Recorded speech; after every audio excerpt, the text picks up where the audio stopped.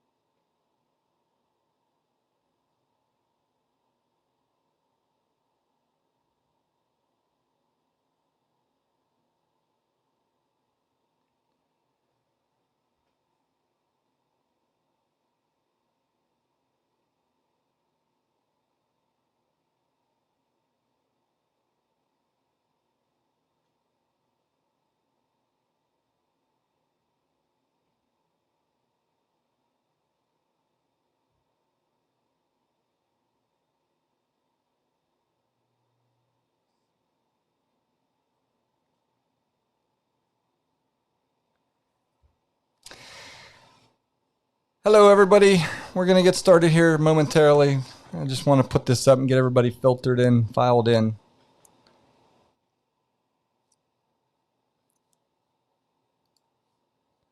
If you want to leave a comment, tell me you're here. I would love that.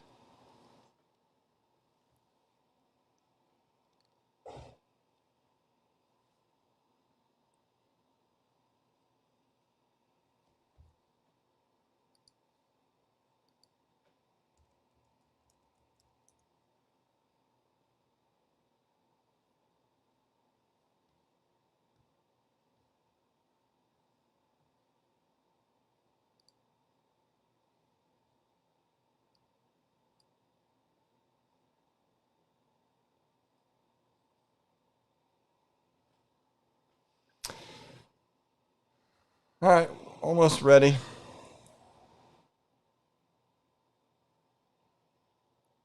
If you're watching online, whether it be Facebook or YouTube, if you can give me a thumbs up, let me know you can hear me. That would be great. That way I know that at least I'm broadcasting. That way I'll at least kind of get an idea. All right, let's get started. Welcome to Expert Real Estate Coaching. Today I want to continue talking about negotiating. Now, a lot of you are in the creative real estate world. If you go back to some of the previous shows that I've done, I've been kind of doing it in succession, if you will. I haven't really jumped around. So if you go back in the last 4 or 5 shows that since we started this show, you will see we jumped in with some creative stuff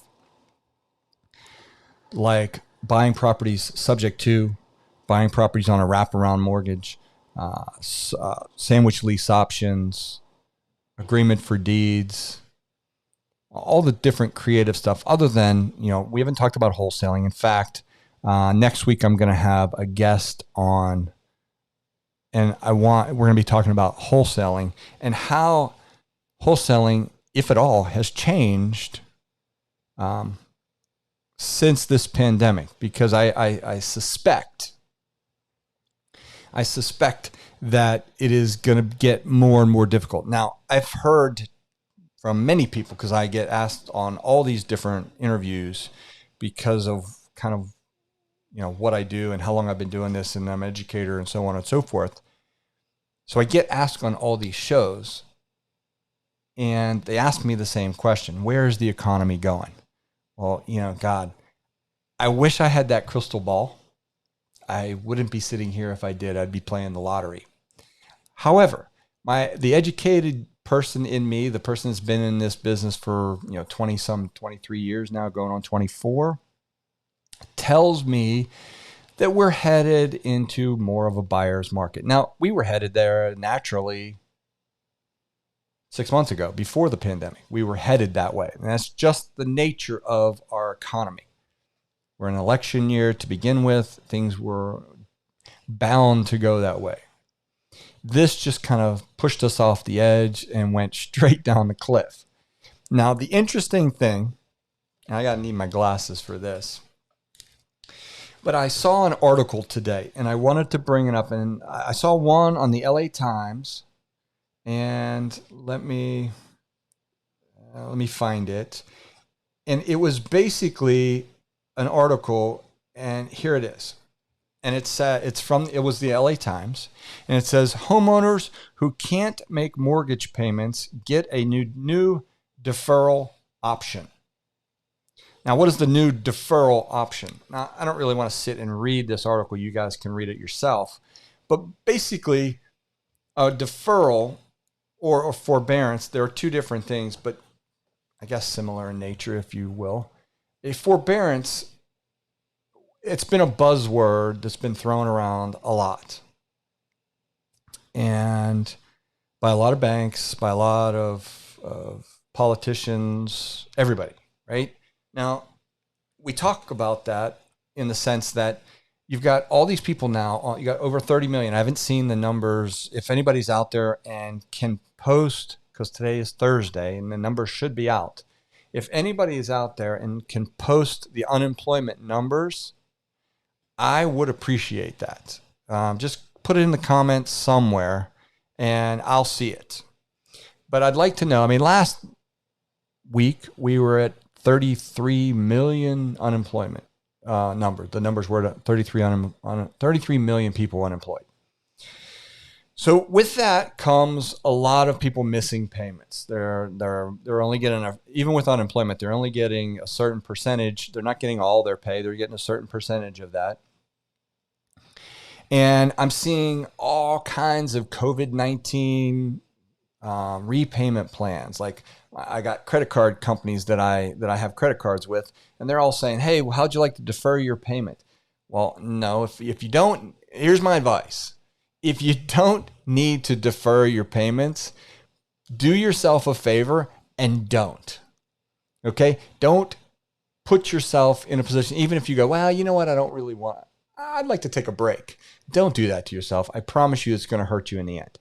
Because we're already finding reports of creditors reporting the creditors are reporting to the credit bureaus that people are behind and people are getting ticked off and they're going, wait a minute, you said you weren't reporting this to the credit bureau. Now, whether they clean that up or not, who knows? That remains to be seen.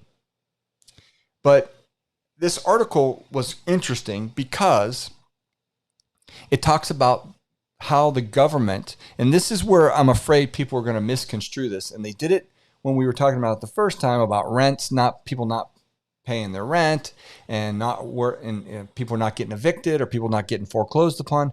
And what people need to realize is every one of these 36 million, let me put that up there, Jason. Thank you very much. 36 million unemployment claims filed. That is just amazing, right? Now, I don't care if we all go back to work tomorrow, 36 million people out of work, there's going to be some chaos somewhere. So what does that mean? I'm getting ahead of myself. So I want to talk about this article because I think it's important that people understand what this article is saying before they just go off. It's just like when somebody listens to the president or any politician for that matter, and they only hear one little snippet, and the next thing you know, it's blown out of proportion. It's like Donald Trump. Well, I don't know if you're a Trump fan or not. I don't really care, but I heard the statement where he said inject bleach. I don't really think that was a statement that he ever made, but that's how people took it. But that's my point. Is I don't really care if you're a Trump fan or not. It doesn't really matter. In fact, I wouldn't want to be the president or any one of those leaders making these decisions. The governor, any one of them. I wouldn't want to be that person. Thank goodness I'm not. So, I don't know how. It's a no-win situation. So people just need to relax a little bit because it's a tough spot. But anyways, let's talk about the deferral options. It says it applies to homeowners who have a mortgage backed by the two government-controlled mortgage companies that the FHFA oversees, which basically means Freddie Mac and Fannie Mae. So if you have one of these loans that are backed by Freddie Mac or Fannie Mae, then guess what? You are protected, or you will be. And what they're talking about doing is, in a normal forbearance, what they do is if you're 6 months behind, they basically take that 6 months, let's say it's $1,000 a month. So you're $6,000 behind. What they do is they typically will take that $6,000 and they will spread that out over either 6 months, 3 months, 6 months, or 12 months for the most part, right? It's like my phone, I hear my phone. My phone's on, that's why. So that's a forbearance, right? And they write that in there. And then each month you have to pay, let's say it's a 6-month forbearance. 6 months divided by $6,000 is $1,000 a month. But if you spread it out over a year, let's say they do it over a year, it is 6,000, or no, I'm sorry. Believe it or not, math was my strong. So 6,000 divided by 12 is $500 a month, right? So you're going to pay over that course of that year $500 on top of the $1,000 you already pay. Well, if you're struggling and you're one of the 33 million Americans out of work right now, and you're just now getting, and you're draining your bank account, right? Because you still need to eat, you still need to do all the things that you're doing, right? If you can't make the payments now at $1,000 a month, and then all of a sudden this thing ends and the clock starts to start ticking, and now the banks go, okay, now you need to owe us that $6,000, or we'll forbear it. We'll put that $6,000 and we'll spread that out over a year. So now we'll make it easy on you, and you only have to pay us $500 back a month. Well, that's not really easy, right? And that's what people don't understand. But that was only for government-backed loans, like in this case, Freddie Mac, Fannie Mae. The same thing goes with the evictions. They were for government programs that the government pays. So, for example, if whoever the landlord or whoever the government agency paying the rent, you couldn't evict them. You weren't allowed to evict them if they were a government-backed or insured program. Well, that didn't say anything about the rest of the private sector, the Bank of Americas of the world, the Wells Fargos of the world, right? I mean, I had a guy call me today. He's like, dude, Wells Fargo is blowing up my phone. He goes, I'm barely 30 days behind. Now, does that sound like a company in 6 months or in 2 months, when this thing's all over, that's going to just say, well, you know what? Pay us back when you can. Hell no, that's not what's going to happen. They're going to want their money, and they're going to want it now, and that's going to have a fallout. Now, this article does go on to say the deferment is different than a forbearance. The deferment, what that does, what they're doing there is they're taking, let's say you're 6 months behind, and it's $6,000. They're going to take that deferred amount, and they're going to add it as almost, I would assume, I don't know, I haven't seen one yet, but I would assume on the back of the loan, and it may add it to your 30-year mortgage. So if you're at a 30-year mortgage, maybe it's now 30-year, 6-month mortgage. But that, from what I read in that article, those payments you won't have to pay those back until you either sell or you refinance. But keep one thing in mind. That is for government-backed loans. Freddie Mac, Fannie Mae, FDA loans, those types of programs. So unless the states change, unless the governors and the state legislature changes their laws, it will not apply to private sector companies and private sector landlords and people who are collecting rent. I mean, I have tenants right now that aren't paying rent. They're out of work, and I'm letting it ride. Okay, but at some point, I have bills to pay too. And I'm fortunate enough that I can make my payments. I can make my bills are being paid, right? But if I were one of the folks that unfortunately couldn't, I would have no choice but to not make my payments or file an eviction. those laws right now don't protect those people. So you need to understand that. So if you're listening to this and you have a traditional private type company that has your mortgage, like a Bank of America or Wells Fargo or some of these other companies, right? And it's not a government-backed loan, meaning they're not just a servicer, they actually own the loan, right? Don't fall prey to not making a payment. And here's the other thing that you need to do. Make sure you're just not making the payments. Don't just say, okay, I'm just going to not make a payment. That is a bad idea. And what will happen is you will get dinged, because in order for you to have any kind of protection, you have to go on record. You have to call your lender, whoever that lender is, and you have to tell them that you are having financial hardships, right? I just saw somebody doing a credit thing, and basically the credit company that was helping them with their credit, improve their credit, they had a little survey that said, do you have any of these credit cards, whoever they were, we can send you a letter, you sign it, and we send it off, and they put you into a deferment program. Okay, that's great. But again, if you don't make those payments, eventually those payments need to be made. So be careful with that. So that brings me to negotiations. In this environment that we're in, we no longer have the luxury of the appreciation or the rapid appreciation of a seller's market.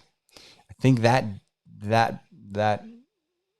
dog isn't going to hunt anymore, right? I think that's the phrase.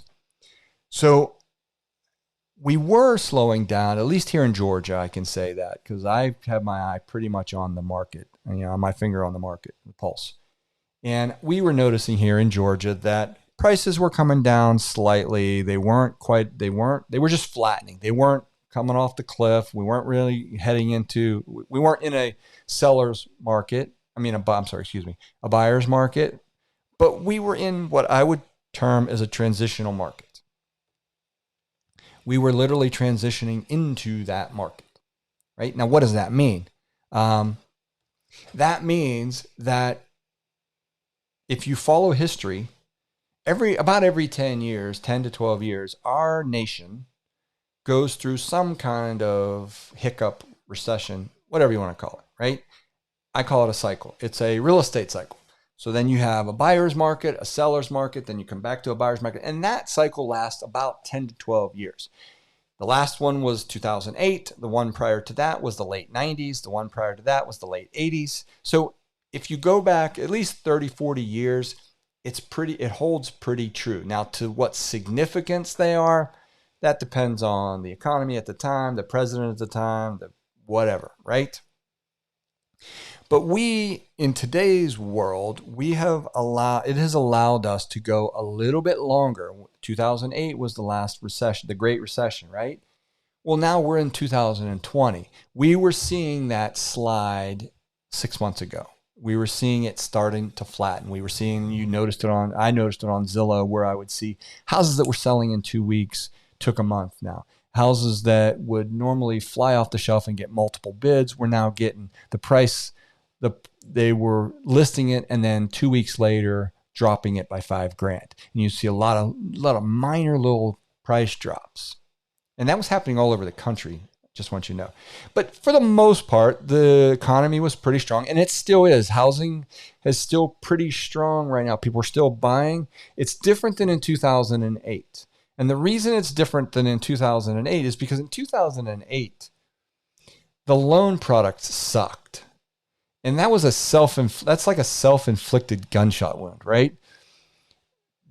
When the banks did this in 2008, they did it to themselves because they had all these really crappy loan products. They had option arms, and they had people that had no business. Their credit, what they call credit swap defaults, all that stuff was just plain garbage.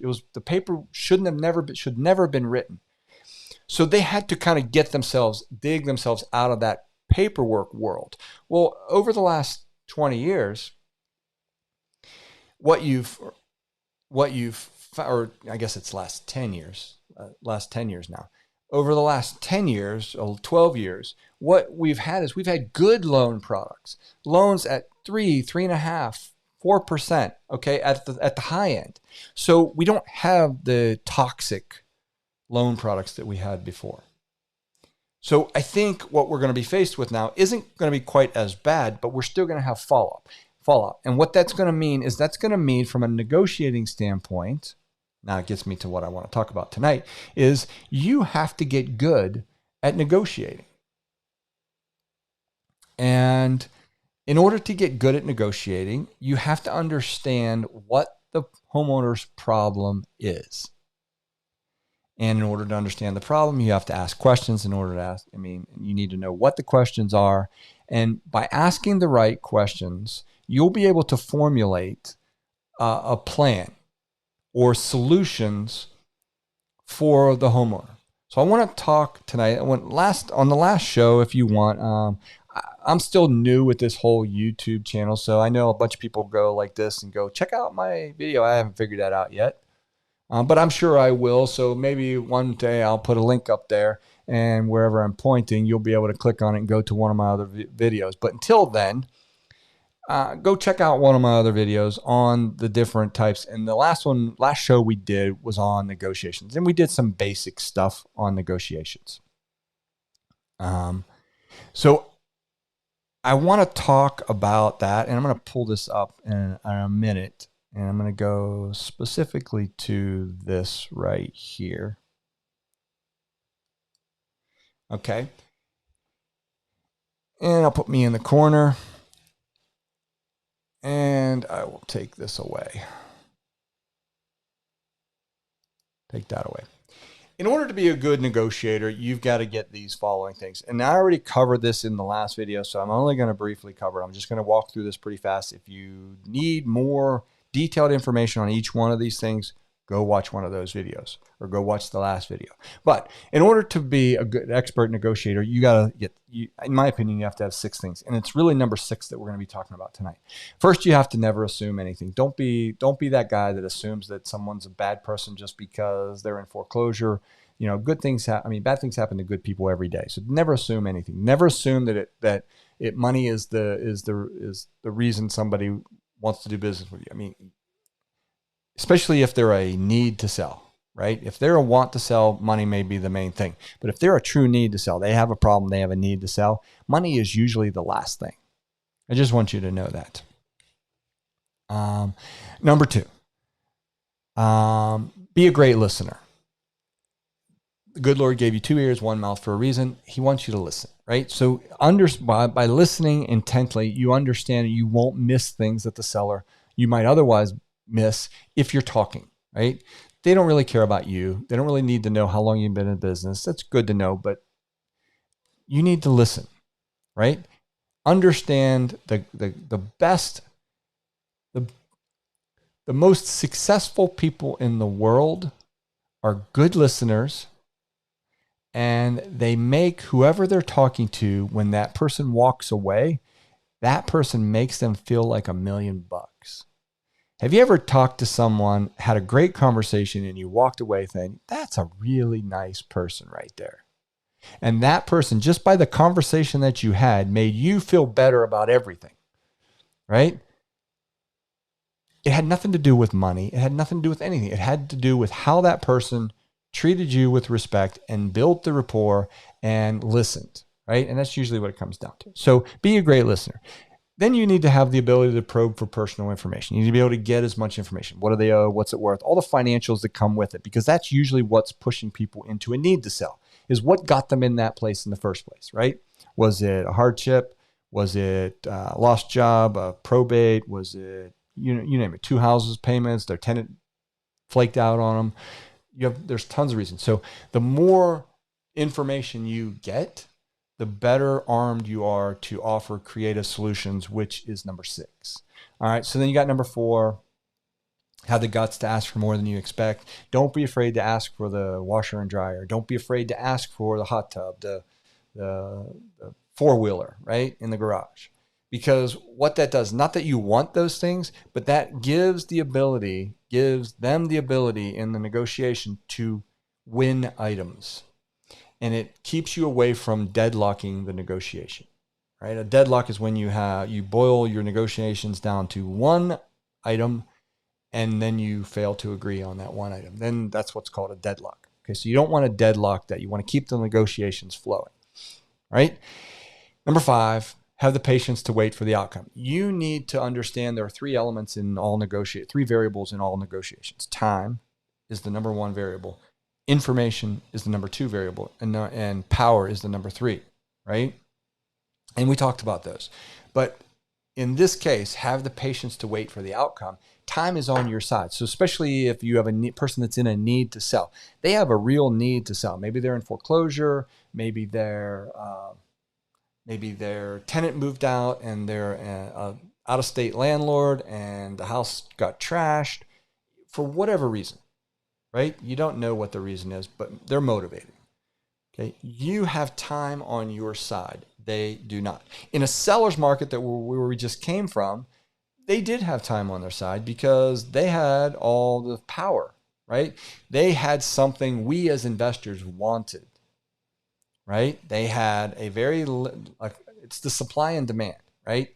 They had, the demand was really, really high. The supply was really, really low. So that forces prices, and that forces whoever's got that supply to be a champion, right? They could get whatever they wanted and people would multiple bid everything. And that's what we saw. Well, now when it reverses itself, now you're going to have more houses on the market than there are real true buyers. And homeowners aren't going to know what to do. So the first thought that they're going to have in their head is to drive down prices. They're going to say, I got to get rid of this, slash the price. Well, this is where your creative thought process and your ability to negotiate, you can give them the price they want. You just have to defer it through owner financing. Okay? You can give them exactly what they want, but it still doesn't cost you that much, right? You just let time kind of work itself out, right? And I always tell people all the time, there's a difference between a good real estate deal and a crappy real estate deal, or vice versa. A crappy real estate deal to a good deal is nothing more than time. Okay? If you have enough time, you can make a crappy deal into a good deal. And if you have limited time, you can make a good deal get into a crappy depending on your timing. Even when 2008, when we were back in there, I didn't lose any. I lost a lot of money in the commercial side were developments, but I didn't lose any money in the single family home because I didn't sell anything. Okay, people who were losing money back in 2008 when the market was just on its face, crashing and burning, the people who lost money there were people who sold.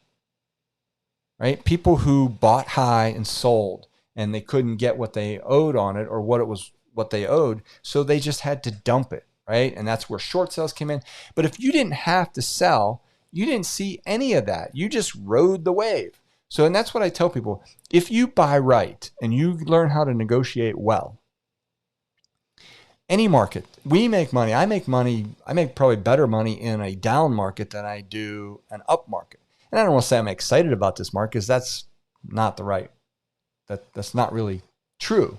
But I am encouraged, and I guess to a certain degree I'm excited about it because I know that's going to mean deals. And if you really look at how millionaire real estate investors make their millions, they buy low and they sell high.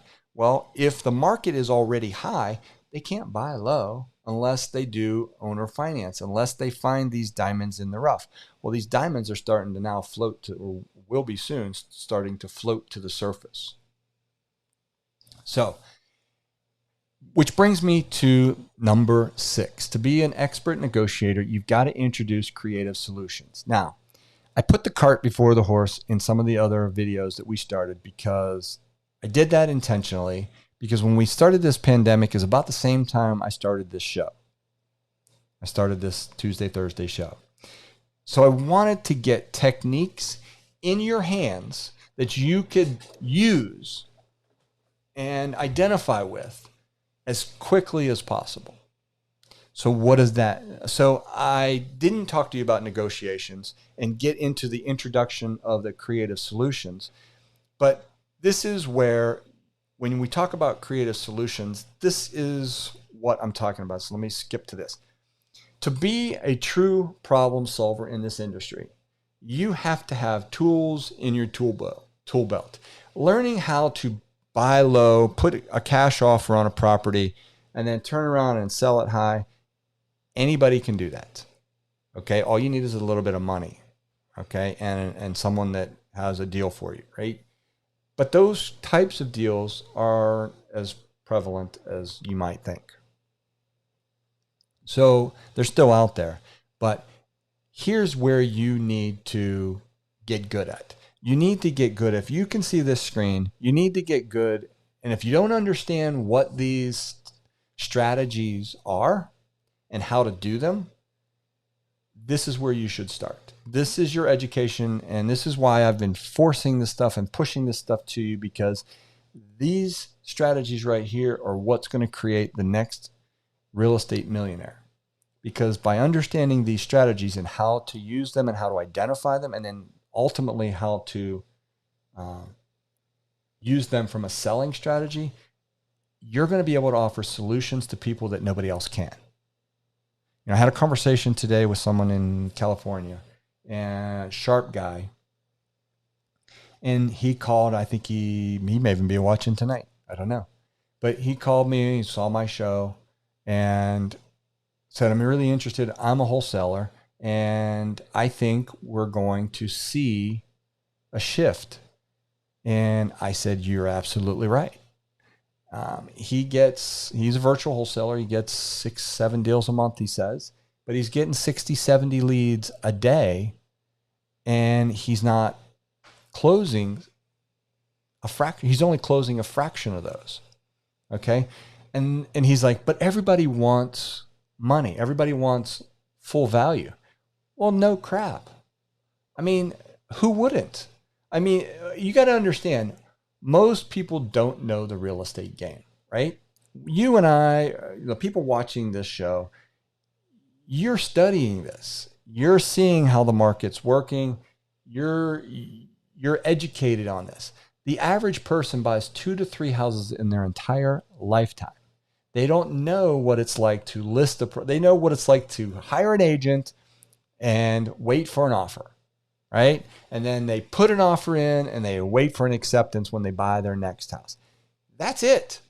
That's the extent of their expert knowledge of the real estate game, right? So when they say, I need to sell, your first question is, do you really need to sell?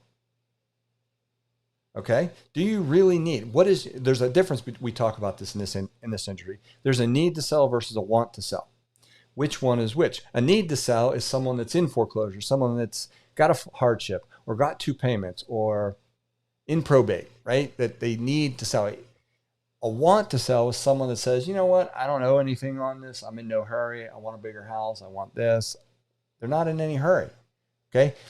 The person that's a want to sell isn't going to give you a boatload of equity to take that burden off their hands, because it's not a burden to them.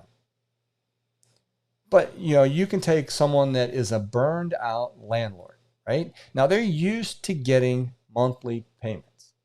And because their tenant basically screwed them and they've got a bad taste in their mouth, they've basically said to themselves, the heck with this. I am going to just sell this thing. I'm tired of this. Well, they're a built-in person for owner finance, because guess what? They're used to getting payments. So if you can convince them and show them how they're protected and how you can give them a little bit of money up front and then make them a reasonable payment where they don't have to worry about tenants and toilets, right? They just collect the check. They become the bank. They're like, oh, I've been doing that for years. Okay, I'll listen at least. And that's really all you can do, is get them to listen. So when we start talking about buying strategies, you've got to understand, in this list right here that you see, right here, you've got to get good at subject to, learning how to do it. If you don't know it, if you don't know how to do that, let me give you a place to go. We have right here, I have a website that you can go to. It's called htrei.com. And we have over 19 different courses on many different things. So if you're interested and you need education, there's no excuse, because I'm not one of these things that charges you thousands of dollars for these courses, right? In fact, if you bought all 19 years ago, I'm going to tell you, years ago, I used to sell each one of these courses for $1,000, $997. And there are still people to this day that charge these types of home study courses for $1,000, $600, $700, $800, right? I am not like that anymore, because I think education is the absolute linchpin to this business. But I don't think it should cost you an arm and a leg to get. So what I've done is I've put it all in one place. You can buy it all for $14.97, or you can buy one of them for, I think, $300 and some dollars, right? So you can pick and choose if you want. So I'm not telling you to go buy it or not buy it. What I'm telling you is, if this is something that you want to learn, here's a resource for you or it's right there. Here's a resource for you that you can go to, and it's very inexpensive. If you're also, I have another offer for you. So you can go to HTRAI, check it out for yourself. If that interests you, great. All right. And then I have another one. We do a coaching program every Wednesday. If you're interested in listening, you can join the first one for free.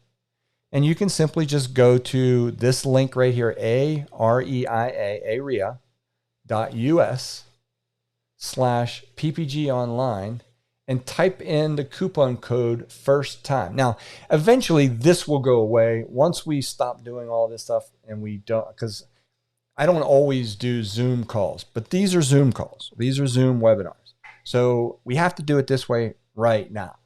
So if you're interested and you want, normally we do these live in person every Wednesday, and people pay one price and they get coaching for the whole year. If you're interested in that, you can go to this one for free, PPG Online, and while, you can go back and check that out. But if you're interested to learn more about it, you can go to ppgcoaching.com and just check it out. Okay, just check it out. This special pricing is only going to be there. So depending on when you see this video, this special pricing may not even exist anymore. But if you're listening to it tonight or in the next few days, you may still get the price of a lifetime right here with this education, because we spend a whole year, and you'll be able to see all that stuff. I don't really want to sell you on that right now, but I do want to tell you about it, because a lot of you are interested. I get, after all these things, I get so many emails and so much information that I feel like I have to tell you this stuff, because it's helpful to you. And then the last thing I want to do is there's a couple things. Shameless bribe. So a lot of you may be watching on YouTube right now, or if you're on Facebook, I am absolutely trying to build up my subscribership on my YouTube channel. So help a brother out. My main goal is I want to be able to do on-site live streaming with my phone. Well, YouTube tells me that I have to have 1,000 subscribers, and I don't know how many I have, but I don't have 1,000. So at least right now, according to this video, maybe someday that'll change. But if you can go hit the subscribe button, hit the notification bell, this way, when I go live and do stuff like this, it will notify you and tell you that I'm live. So I would appreciate it, and it would help me out immensely. And by the way, next week, to help that process out, I'm actually going to be giving stuff away. Each week, I'm going to be giving something away for people that tune in.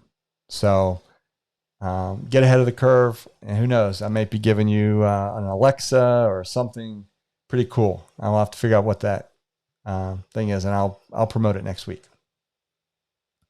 All right, so let's talk about, now that that's out of the way, I will give you one other thing if you're interested in learning how to do subject to. And again, I hesitate on putting some of this up because some of this isn't evergreen, so you can't go here. This is only for like today or right now in today's environment. But I'm doing a an event on May 23rd at 9 o'clock in the morning from 9 till 6 on subject 2. So if you want to learn how to spend a whole day with me, we talk about trust, we talk about how to talk to the sellers, what objections, et cetera, how to find these things, how to do all the paperwork, how to convince them, how to evaluate them. I spend a whole day on that. And if you want, you can go register at this link right here, register at aria.us/sub2. So that's that. All right, back to me. Let's talk about being a problem solver and negotiations as a whole. Now, I mentioned to you before, there are 3 reasons or 3 variables all negotiations that are in all negotiations: time, information, and power. Now, let me see. Let me go to time's easy. Time is all negotiations have a time limit. And I talked about this on the previous one. So again, I don't want to spend an enormous amount of time, but if you're in foreclosure and I'm not, and I'm the one trying to buy your house, time's on my side, not yours. Okay. If you're going in to buy a car and the salesman is at the end of the month and they're 1 or 2 cars away from hitting their goal, time is not, and it's the last 2 or 3 days of the month, time is not on his side. So that is a great time to go buy a car, right? So you got to figure out from a time perspective, time is a great motivator on whichever side for negotiations. Information is another reason for that. He who has more information is in a better position to negotiate. So when I'm sitting across from a seller, remember, who's the expert, right? I'm the expert because I buy 3, 4, 5 houses a month. This person buys 3 or 4 houses in their lifetime, right? So I'm the perceived expert there. So as they say something, if I have information to help or interject into that to curb how the negotiation goes. So for example, if I drive the neighborhood and I pull all the flyers in the neighborhood of all the houses that are for sale, and I go meet with the seller, and all of a sudden the seller says to me, and let's say the houses in the neighborhood are truly selling in the 130 range, but everybody has their house listed for 150, right? We all know there's a difference between what it sells for and what they're asking, right? Sometimes homeowners don't know the difference. So you could be in a conversation with someone and they say, I may ask them what they think their house is worth. And they say, my neighbor's house down the street sold for 150. And I ask the address, and sure enough, it's one of the flyers. And I say, you mean this house right here? Yeah, that's the house. No, this is what they're asking. And then I pull up comps, or I pull up Zillow. Now, some of you at home are going, Zillow's not very accurate. Zillow's as accurate as anything out there, unless you're looking at the Zestimate. If you're looking at the Zestimate, don't bother. It's a waste of time. But if you're looking at actual solds, or what they call the yellow houses, they're as accurate as anything out there in most states, right? Unless you're FMLS, because they're all pulling from the same data. So don't kid yourself. And the reason I like to show sellers the Zillow, not the Zestimates, but what houses around them are selling for, is guess what they can do? They don't have to be an agent to see that information. So I'm now more transparent with them. And now I'm on their side. Now I'm showing them information. I'm giving them a glimpse inside that most people don't. They get, if you give an agent hands you a comp sheet, I don't know where these things came from. I don't go out and look at these houses if I'm the seller. How do I know these are real houses? But if you show them Zillow, they can see it in proximity to their house. They can see it. They can go, oh yeah, I know this house. Oh yeah, I know this house. Oh yeah, I know this house. Okay. And they can do it on their time. They can look it up. They can look it up on their iPad, their computer, their phone, right? So it doesn't need any special logins.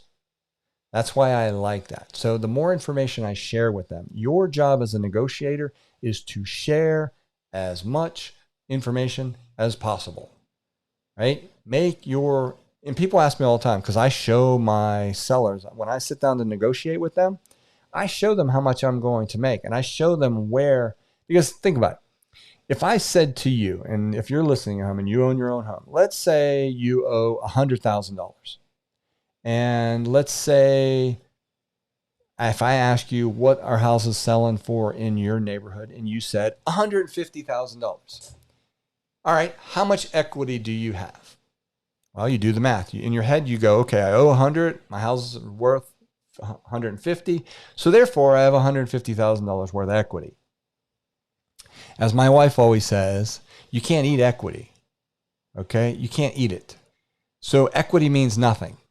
Equity is only there if you don't sell the house. That's how much, that's a fictitious number. When you go to sell that house, you have every Tom, Dick, and Harry sticking their hands in there, pulling any kind of small or medium-sized fees out of there. You have closing costs. You have repair costs. You have commissions. You have monthly payments that you've got to make while you're holding on to it. You have insurance. You have utilities, whatever I missed, taxes, insurance, all that stuff, right? And not only that, but you need room to negotiate. You need the give and take, because most people, especially coming into this market, they're not going to give you full price, or they're not going to start at full price, right? So there's a certain amount of, years ago, we used to use the number 92%, meaning if a seller wanted 100, I would come in and offer them at 92%. The national average of what they offered and what they accepted was 92%. So we knew that if the house was worth 100, or they were offering 100, we knew that we would buy it somewhere around 92 or less. That's the national average. Okay, well, that's changed a little bit, but that's the concept's still the same, right? So in the negotiations, let me get to, when we're talking about information becomes extremely important. So as I sit down with the homeowner and I gather all this information and I'll be able to present that to them. And my wife's actually running the vacuum cleaner outside my door. The joys of being shelter in place and running a YouTube channel. Can y'all hear it?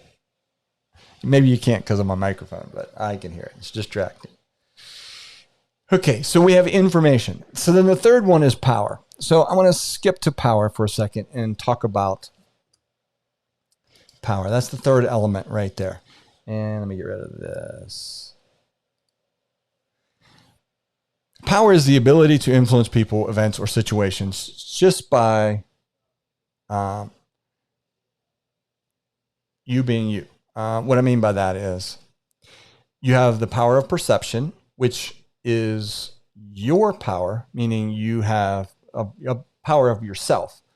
For example, you have, let me put me down here in a corner. There's two types of power. There's two types of influence, I should say. You have perception of yourself, and you have the perception of what other people have of you. Okay, the perception of yourself is your confidence, your experience, your preparedness. How prepared are you? How confident are you? And with that comes different types of what we call NLP. NLP is neuro-linguistic programming.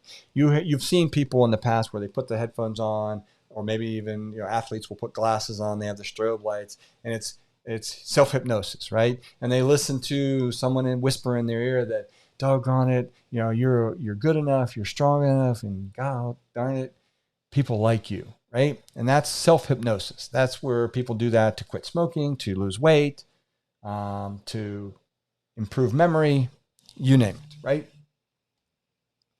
So that's one form of influence. So then you have confidence, you have experience, but then you have another form, and that is someone else's perception of you. That's where you have the expertise, the coerciveness, the reward. That's when you're in a negotiation. How do you handle yourself? Are you the carrot or the stick kind of person? Do you we negotiate with our children all the time. Go upstairs. If you don't go upstairs right now, you're going to get a spanking, right? Well, of course they're going to go. That's the coerciveness in us. Of course they're going to listen to that. That's the coercive negotiation style. That's the stick. Then you have the reward side, and this is the people that will say everybody gets a trophy, right? Just for being you. Just for being the special you are, you get a participation medal. I'm not a big fan of that. So Like me or hate me, I don't know. Doesn't matter. But I am a reward type person though. So I used to tell my kids, look, instead of saying, look, if you don't go up right now, you're grounded. I would say, look, if you go up right now, because it takes a little bit of preparation on my part. So I go 15 minutes early. I say, if you go up right now and brush your teeth, you can come back downstairs and you can watch a little bit more TV, or you can go and do, whatever you're doing until it's bedtime. Otherwise, you're going to bed. Right? Boom. Reward. They go home. They go up, come back. Everything's good. That's a negotiating style. I mentioned before, different styles. Let's go to the next one. Your opponent's perception of you can also come in the form of legitimacy or position or situation. Legitimacy, where you have a title, I'm the president, I'm the speaker, I'm the keynote speaker, you name it, whatever. I'm the smartest, I'm the fastest, I'm the youngest, I'm the fattest. Whatever you're trying to talk about, whatever your topic is, right? So, like I've seen people stand in front of the stage and go, I am the leading expert in XYZ. Who the hell gave you that title, right?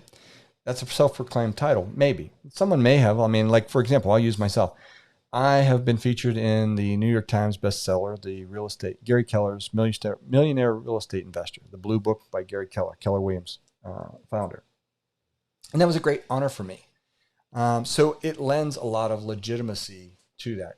But if you're in a negotiation with a homeowner, right, and you want to lend yourself to the legitimacy or the experience or expertise, how about going and creating yourself an ebook? If you're going in because they're in pre-foreclosure, create yourself an ebook. Doesn't have to be anything more than 20 or 30 pages. Can be lots of pictures, big words, right?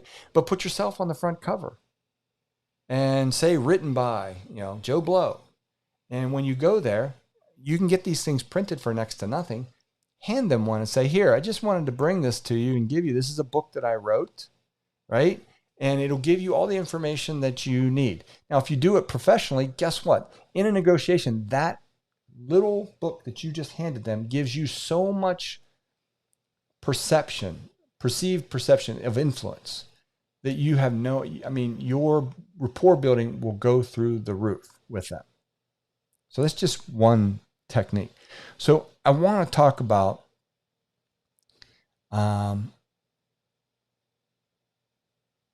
nonverbal clues now. So how you read these things. Now, I want to try to keep this to a little bit less than an hour, or right at an hour. So I'm going to try to get through this in the next 10 minutes. But let's talk about nonverbal clues. What are they? That's what people call body language, right? I'm sure you've seen this before. I'm sure that you have been in a meeting with someone and all of a sudden you see them go, oh. Or you make a statement and somebody rolls their eyes or crosses their arms or goes like this. That's all body language. And you need to know how to react to that and how to counteract that. And you need to know what they mean, because some of them are more subtle than others. And some of them, they say, if you read all these books like I have, some of them say, well, when somebody crosses their arms, that means I'll show you what that means they're disinterested or they're done with the conversation. That doesn't necessarily mean that either. It just means they're cold, or it could mean they're cold, right? If you're in a cold room, someone that crosses their arms, they may be cold. They've said that if somebody crosses their legs, that means they're closing you off to them and your ideas. Well, that doesn't necessarily mean it either. Sometimes people relax simply by crossing their legs, right? So some of this has some scientific background, but some of us, may be a little bit far-fetched. But it does have its place. So let's talk about, we talked about the NLP, Neural Linguistics Programming. Self-help, that's the self-hypnosis. But then you have influence of others. That is where we often refer to this as modeling, right?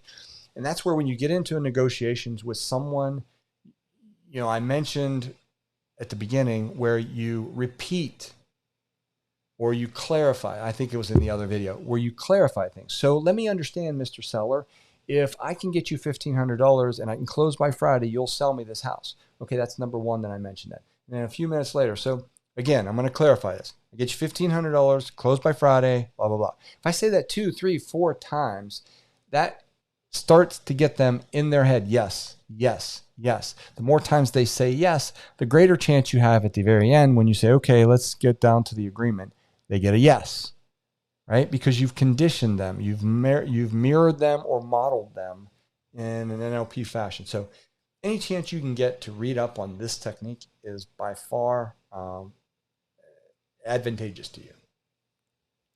Let's talk about nonverbal clues or cues for a second. Okay? Perform a body scan. Face and head.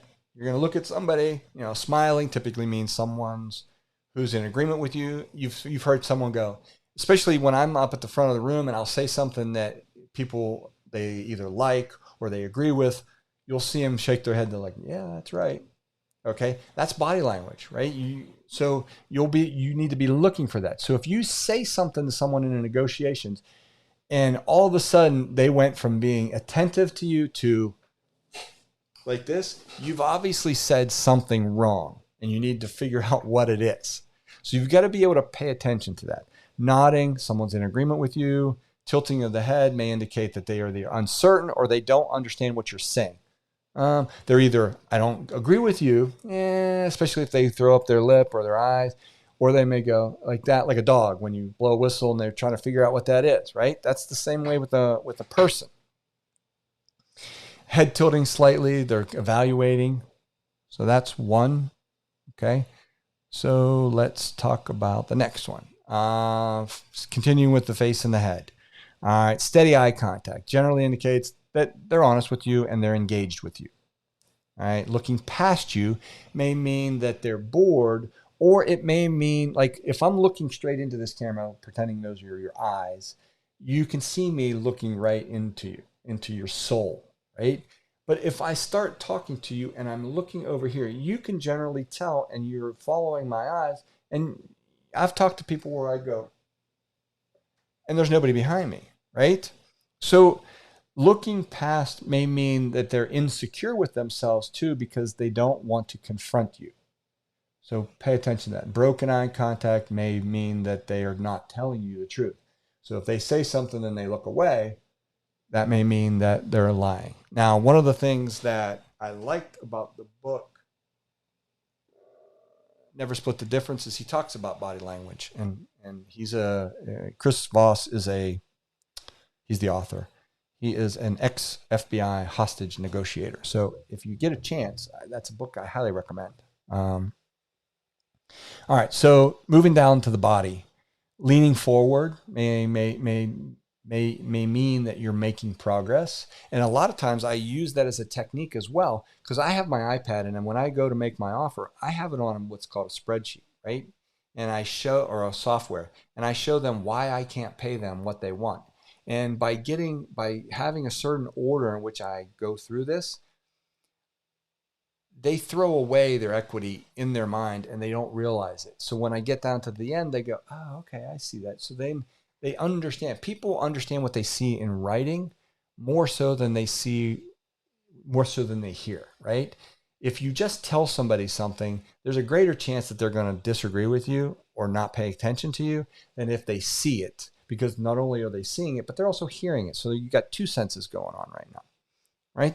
So then you've got leaning away from you may indicate disagreement.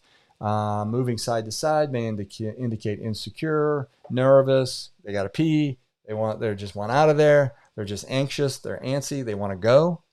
All right. So subtle shifts or changes, depending on what you've just said to them. If you all of a sudden get a certain shift, you may go, okay, I just said something wrong. Okay. Pay attention to what you say and how they react to it. If they react positive, they smile, they nod, they agree, then you're on the right track. If you say something and all of a sudden they get all wide-eyed or pursed in the lips, then you've probably said something that they didn't like. Okay, and don't be afraid to go, okay, I sense that you didn't like what I said right there.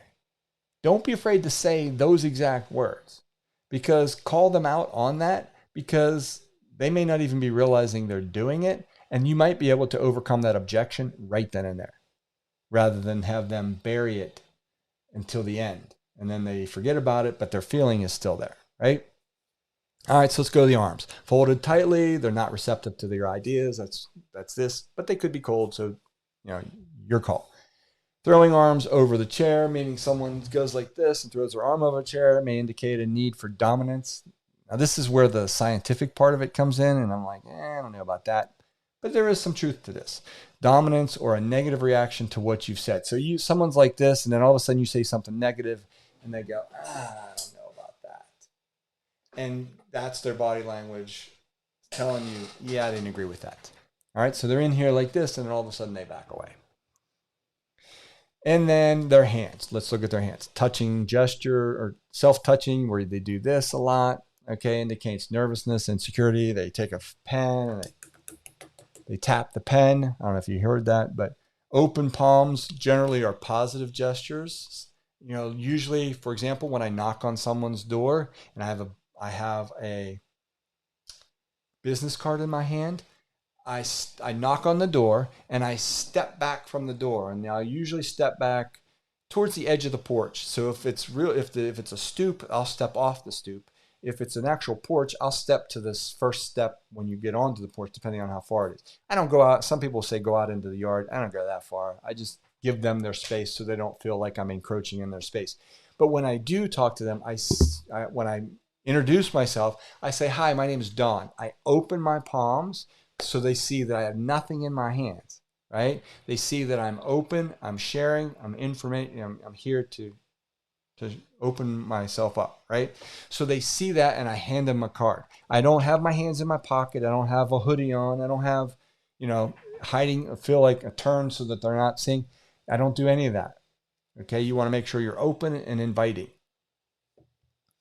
Hands clasped behind your head, another dominance, superior gesture. Steepling means that they're trying to assert their control over this. Like, okay, let's get on with this. Okay, keep going, because I'm in control of this and you're not, and I'm just listening to you go through your thing, right? Hand wriggling, like I was just doing. Lack of confidence, nervousness when they do stuff like that. Or they could be antsy because they got to go somewhere. Understand, pick up on that and go, okay, don't be afraid to, again, call them out. Say, let me ask you a question.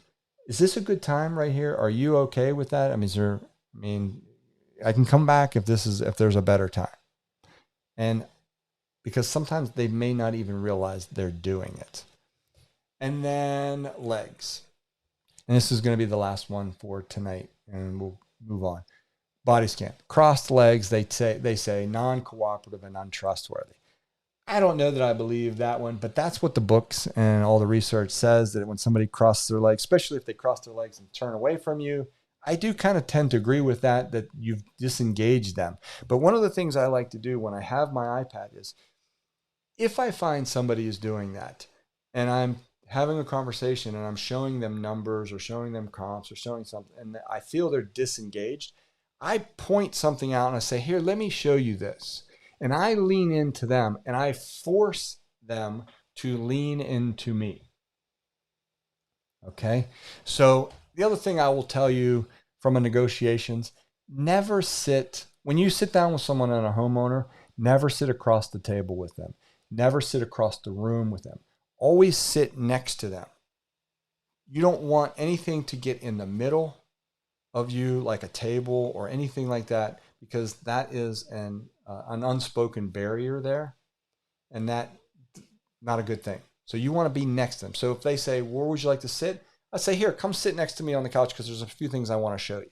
Or if they want to sit at the dining room table, sit on the same side of the dining room table. If they only have 4 chairs on all corners, say, hey, do you mind if I bring this chair next to you? Guys, there's a few things I want to show you. Okay, that's how a good negotiator builds rapport and gets their what I'll call their opponent or their counterpart to get into a mirror modeling situation and get good rapport, building rapport. Okay, so I'm going to ask a question. If anybody has any questions, by all means, please add them to the comments.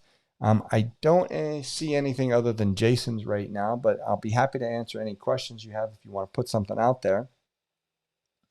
I also want to, while I'm waiting for those, let me see if there's anything else I would like to share with you.